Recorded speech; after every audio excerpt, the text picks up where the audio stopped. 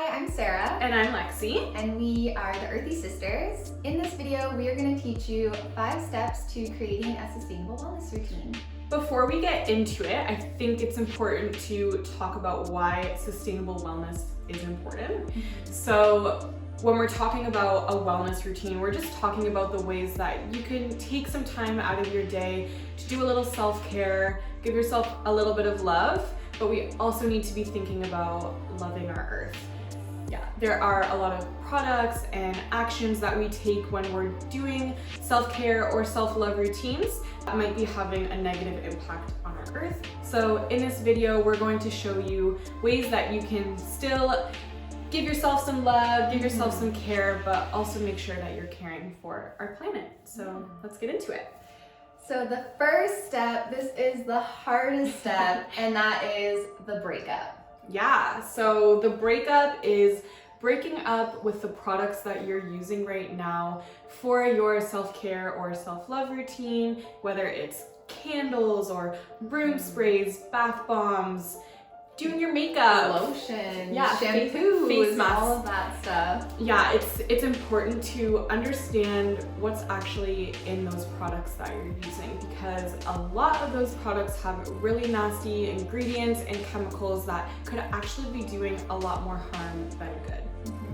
I remember when I first started thinking about all this and going and looking at the products I was using and all of the ingredients in them, that I didn't know what they were. Yeah. And even thinking anything that you're putting on your skin is the largest organ of your body, and it's absorbing all of that. I think it's really scary for a first timer to take a look at the ingredient list on your products.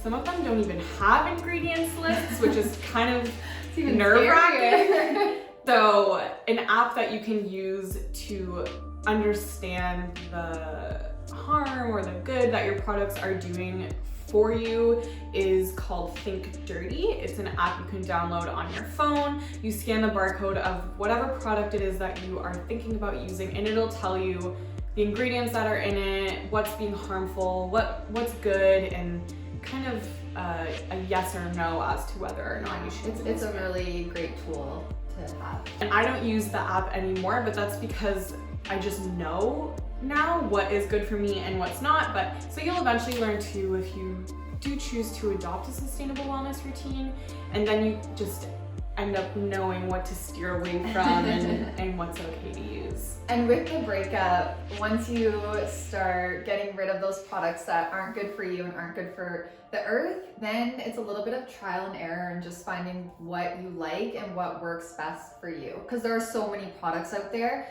so you might have to do a little bit of research and just find the right fit. I have super sensitive skin, and once I actually stopped using all of these products on my face, whether it was $100 creams or Proactive, whatever it was actually when my skin started reacting the best, was when no chemicals, no harmful ingredients, no products in general were going onto my skin. Obviously it's not picture perfect, but it's come a long way. And I think that's just because I'm not using anything harmful on my skin anymore. And before we move on to the next step, maybe we can just mention some of the products or the ingredients, to avoid. Yeah, so you'll want to avoid one with summer coming up is Oxybenzone, and that is a chemical that you will find in most sunscreens. This chemical is really good at protecting our skin from the sun, but it is super harmful to our marine life, especially the coral. So trying to find sunscreens that are Oxybenzone free. I know the green Beaver company, they have a really good sunscreen. We both use it, love it. Or zinc, Zinc oxide. Yeah, zinc oxide. That's another really good one.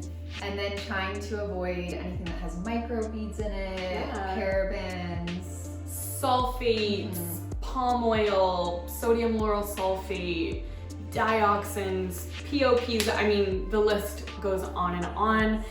If you don't understand what we're talking about, that Think Dirty app is really great to explain everything, but trying to avoid chemicals or ingredients that you just don't know what they are. If you don't know what it is, it's probably not that great for you. So switching to sustainable, natural, but be careful about natural, just simple whole products are going to be what's best for you. And another thing that we didn't mention was that a lot of these ingredients and chemicals can actually cause, asthma, other respiratory problems, cancer, rashes, like crazy things. It can screw up your intestines? No, Insides? no, reproductive system. Yeah, like it can be impacting all of these things that we think we're taking time to care for ourselves, but these ingredients can actually be doing a lot of harm to our bodies. So make sure you know what you're putting on your body. Yes. Move away from candles that have a ton of harmful chemicals that are going into the air that you're breathing in. Room sprays, bath bombs, face masks. Yeah, I think all that stuff. just going off of that, anything with that usually has that really strong smell. If it says fragrances as an ingredient, that fragrance can be made up of hundreds of chemicals. It's kind of scary.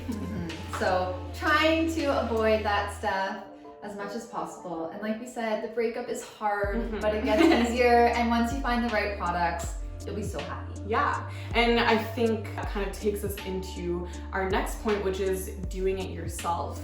So we're talking a lot about using natural, whole, you understand what the ingredients are products, and a great way to do that is to just do it yourself. And when we're talking about sustainable wellness, we're probably talking about, like face masks and candles and room sprays, all that stuff that I said before, that you can actually make on your own.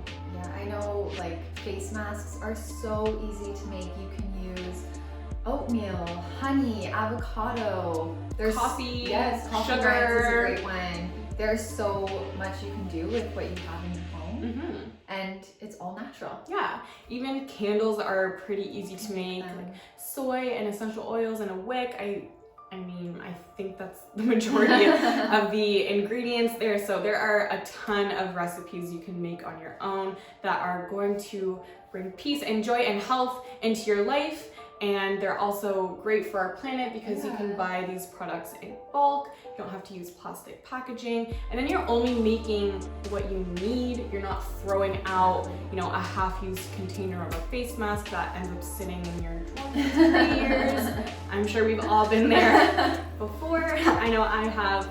So doing it yourself is a really great way to bring sustainability into your wellness routine. One person that we love is Wellness Mama. She is awesome. She has so many DIY products and stuff on her website. So if you are stuck and need some help, she's a great resource. But also just Googling, there are so many recipes for DIY stuff online. You'll be able to find whatever you need. Yeah, Pinterest is your best Pinterest friend, is good and too. Instagram and Earthy Sisters.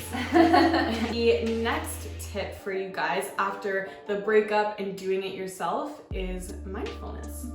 What is mindfulness to you, Sarah? So to me, mindfulness is just finding peace and enjoyment, finding those times where I just can quiet my brain and really just find love and enjoyment in things.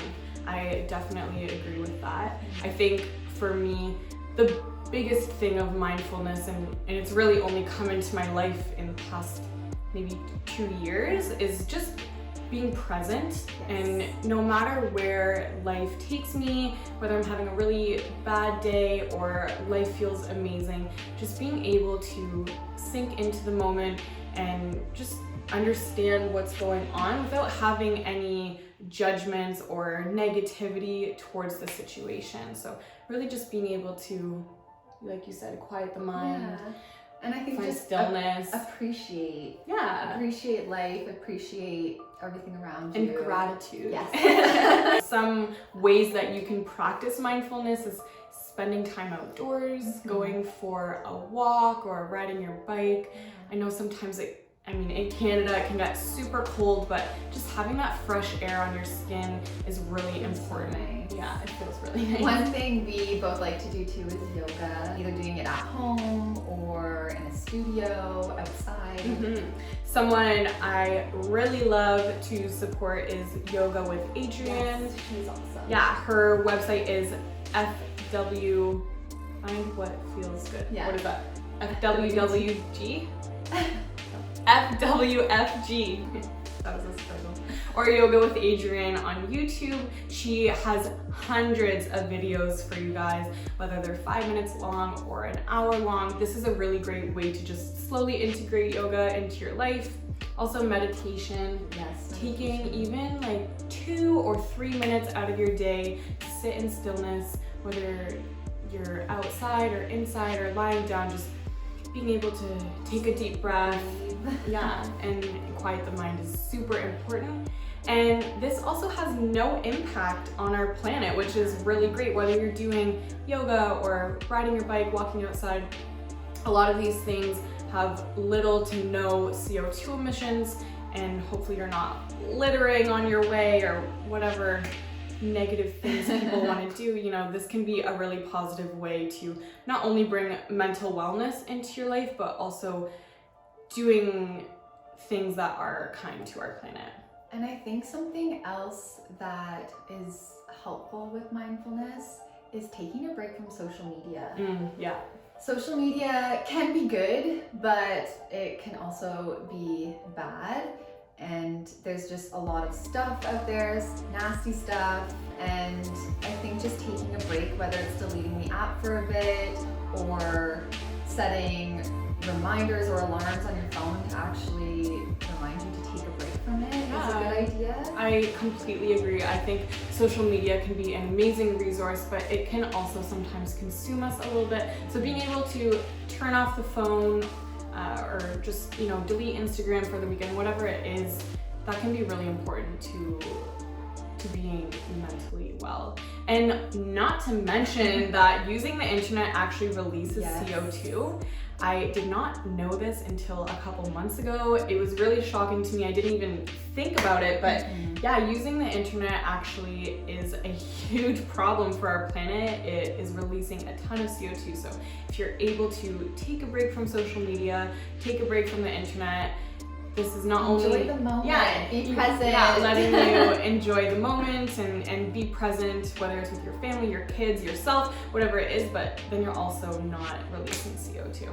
Our last tip for mindfulness is to find a work-life balance. A lot of us are working from home nowadays, whether it's because of coronavirus or it's just 2020. Being able to find a balance between work and leisure time is super important. Whether you're on your own, you have kids, or whoever is in your life, even just yourself, being able to take a break and really define, okay, this is when I'm working and this is when I'm gonna spend time doing the things that are really enjoyable to me is super important. Yeah, I think that is, just like you said, it is so important to really find that balance. I know it's happened to me. I know people that are in that right now where they are just consumed by work and they are working constantly until 9 p.m. at night, and it's just so important to take a break from the screen, get up, go for a walk. Something I like to do is, if I am working from home, is every hour I have to get up for 5 minutes, whether it's walking outside or playing with my cat or my dog or talking to someone who's at home. It's really important to me, to my mental wellness, to not only take a break from the screen, but also just, understanding and kind of separating work for a second.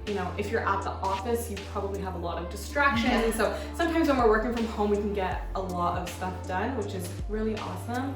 But making sure that you're really defining, these are work hours and these are my leisure hours, is super important. For some people that I know who work from home, closing that laptop or desktop right at 5 p.m. is really crucial so that they can spend time with their kids or their family or themselves. So yeah, trying to take breaks and also shutting down work at a reasonable time so that you can bring wellness for you or your family. Super important. Yeah. So then our fourth tip or step is movement, which we've kind of touched on already, but it's getting up, moving your body, doing something active. This is so important for our mental health and for our body, whether it's going for a walk, riding a bike, going for a run, doing a workout at home, yoga. There's so many things you can do, but that's just so important. It's just getting up and really moving your body. And a lot of these activities are not harmful for. Yeah.